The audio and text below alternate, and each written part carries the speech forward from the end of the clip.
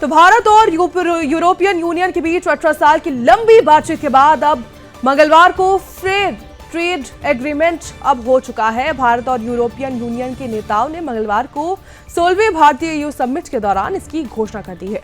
इस समझौते को 2027 में लागू किए जाने की संभावना है। इस डील के बाद भारत में इंपोर्ट होने वाली यूरोपीय कारें जैसे BMW, मर्सिडीज पर लगने वाला जो टैक्स है उस पर 110% उसे घटा दिया जाएगा और 10% कर दिया जाएगा। इसके अलावा भारत में यूरोप से आने वाली शराब और वाइन पर भी टैक्स जो है वो कम हो सकता है।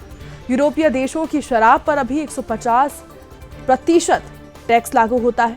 बता दें इसे घटाकर टैरिफ लागू होता है, इसे घटाकर 20 से लेकर 30% किया जाएगा। भारत दुनिया की चौथी सबसे बड़ी अर्थव्यवस्था है, जबकि ईयू दूसरी सबसे बड़ी। दोनों मिलकर वैश्विक जीडीपी का करीब 25% है और दुनिया के कुल व्यापार का लगभग 1/3 हिस्सा रखते हैं। प्रधानमंत्री ने इसको लेकर कहा कि इस समझौते के तहत भारत और यूरोपीय संघ मिलकर India middle east Europe economic यानी IMEA कॉरिडोर को आगे बढ़ाएंगे। उन्होंने कहा कि इस समय दुनिया में वैश्विक व्यवस्था को लेकर उथल पुथल मची है। ऐसे में अंतर्राष्ट्रीय संस्थाओं में सुधार बहुत ज्यादा जरूरी हो चुका है। प्रधानमंत्री मोदी ने इंडिया EU बिजनेस फोरम को भी मौके पर संबोधित किया, जिसमें उन्होंने कहा कि आज दुनिया में व्यापार तकनीक और रेयर खनिजों को हथियार बनाकर इनका इस्तेमाल दबाव बनाने के लिए किया जा रहा है। इसलिए भारत और EU को मिलकर अपनी निर्भरता कम करनी चाहिए। इसके साथ ही उन्होंने क्या कुछ कहा वो आपको सुनाते।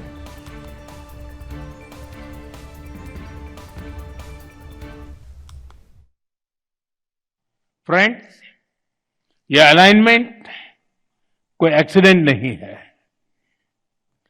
मार्केट इकोनॉमीज होने के नाते हमारे साझा मूल्य हैं। वैश्विक स्थिरता के प्रति हमारी साझा प्राथमिकताएं हैं और ओपन सोसाइटीज के रूप में हमारे लोगों के बीच स्वाभाविक जुड़ाव भी है। इसी मजबूत आधार पर हम अपनी साझेदारी को नई ऊंचाई दे रहे हैं। हम इसे विश्व की सबसे प्रभावशाली साझेदारियों में से स्थापित कर रहे हैं और इसके नतीजे भी हमें साफ दिख रहे हैं। पिछले 10 वर्षों में हमारा व्यापार 2 गुना होकर 180 बिलियन यूरो तक पहुंच गया है। भारत में 6000 से अधिक यूरोपीय कंपनियां काम कर रही हैं। यूरोपियन यूनियन से भारत में 120 बिलियन यूरो से अधिक का निवेश है।